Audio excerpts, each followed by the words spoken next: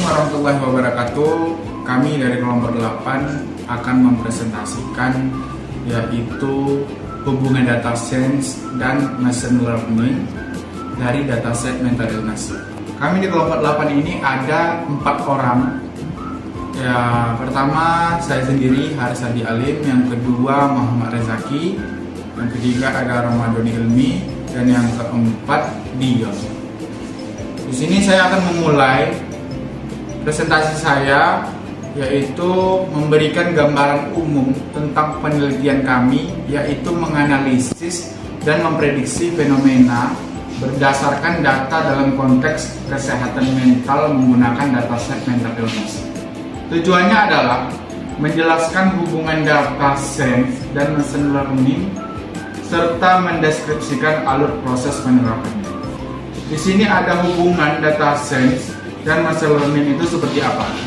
Sini saya akan menjelaskan data science sebagai bidang luas yang mengekstrak pengetahuan dari kata, mencakup pengumpulan, pembersihan, analisis eksplorasi, visualisasi, dan penerapan model prediktif. Dari sini saya juga menjelaskan machine learning itu apa. Machine learning sebagai subbidang AI yang fokus pada pengembangan algoritma untuk belajar dari data tanpa diprogram secara eksplisit dan merupakan alat utama dalam sains data untuk prediksi. Dan saya tegaskan di sini, machine learning juga bagian dari sains data, di mana sains data menyediakan kerangka kerja untuk memahami dan menyiapkan data untuk machine learning. Dan kami juga memilih yaitu dataset mental illness. Kenapa kami memilih dataset mental illness? Di sini saya akan menjelaskan bahwasanya dataset ini menyimpan informasi penting terkait kesehatan mental individu seperti karakteristik demografis, riwayat kesehatan, dan tanggapan terkait kondisi mental.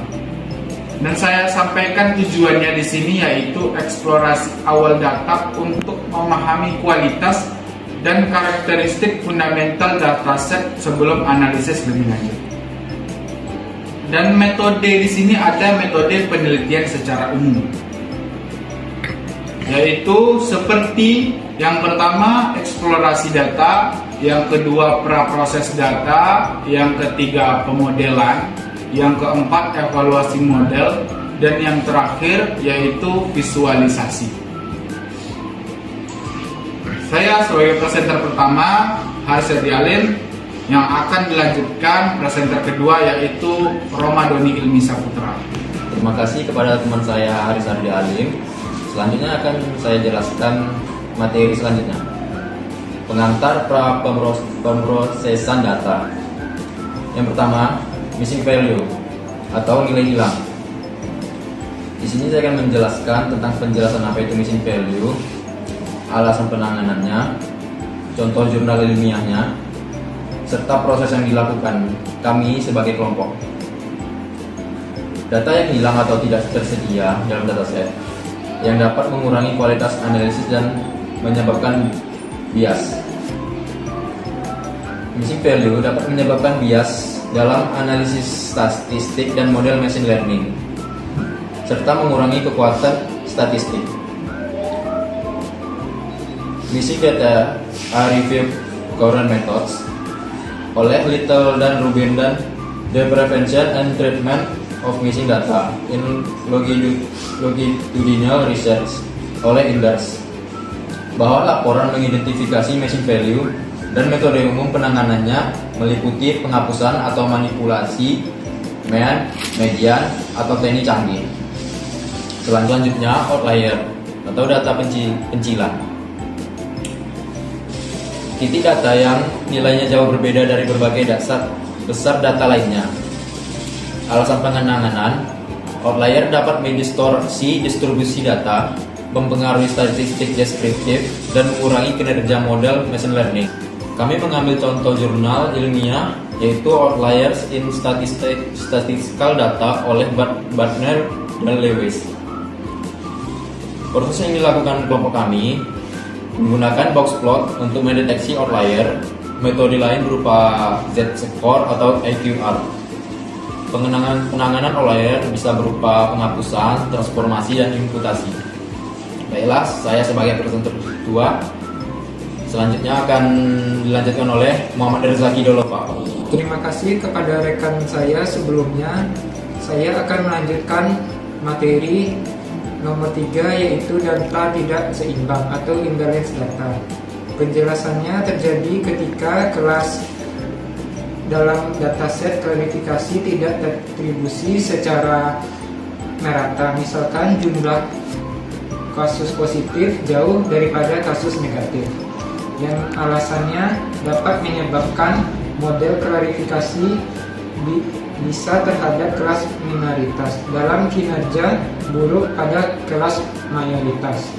Yang keempat, ada contoh jurnal ilmiahnya yang berjudul Learning Indeksi Data oleh Chandra. Yang keempat, ada proses yang dilakukan oleh kelompok mengidentifikasi secara data tidak seimbang. Teknik penganan meliputi oversampling, membuat salinan atau menghasilkan data sintetis atau model sampling. Untuk materi yang keempat, ada data tidak konsisten. Data tidak konsisten ini yang mengandung kontraksi, mentoteksi karena kesalahan input atau pembaruan yang tidak sinkron. Untuk aksesnya, mengurangi kendaraan informasi dapat menyebabkan independensi yang salah. Proses yang dilakukan kelompoknya biasanya data tidak konsisten. Pengamanannya melibatkan identifikasi atau resolusi intervensi. Yang kelima, yaitu ada nilai tidak aneh atau nilai tidak sesuai format, yaitu data memiliki format atau tipe data yang tidak sesuai harapan. Contohnya, angka mengandung karakter non-numerik. Untuk alasannya dapat menyebabkan kesalahan pembahasan dan klarifikasi data. Contoh jurnalnya yang berjudul Data Mining Problem Correct Approach oleh Haas. Untuk prosesnya, laporan mendeteksi data tidak sesuai format. Penanganan melibatkan konversi tipe data, penghapusan karakter tidak valid atau karakter yang imputasi. Sekian yang dapat saya jelaskan. Dilanjutkan oleh rekan saya Muhammad Dion Prasetyo. Baik, saya akan melanjutkan presentasinya.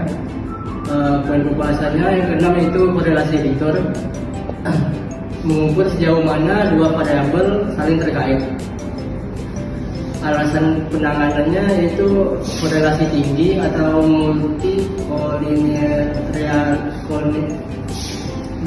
multikolinearitas dapat membuat model machine learning tidak stabil dan sulit diinterpretasikan. Juga membantu dalam pemahaman hubungan antar variabel. Contoh jurnal ilmiahnya Econometric Analysis oleh William H. Green. Proses yang dilakukan kelompok menghitung korelasi. Penanganan bisa berupa penghapusan fitur berkorelasi atau reduksi dimensi. Proses machine learning pada dataset mental illness yaitu definisi masalah. Misal memprediksi resiko gangguan mental. Kesimpulannya, data sains membantu eksplorasi dan pemahaman mendalam, sementara machine learning memfasilitasi klasifikasi dan prediksi. Penerapan ini pada dataset mental illness dapat membantu menghasilkan sistem pendukung keputusan deteksi dini gangguan mental. Alasan menggunakan metode tersebut adalah yang pertama, missing value, menghindari bias dan error. Yang kedua, outlier, mencegah distorsi statistik dan penurunan performa model. Yang ketiga, data tidak seimbang, menghindari model yang bias. Yang keempat, data tidak konsisten, meningkatkan validitas dan keandalan data. Yang kelima, nilai aneh, mencegah error teknis. Yang keenam, menghindari informasi berulang dan membuat model stabil. Yang ketujuh, encoding dan normalisasi, membuat data siap untuk ML algoritma. Baik, sekian dari saya. Ditutup. Assalamualaikum warahmatullahi wabarakatuh.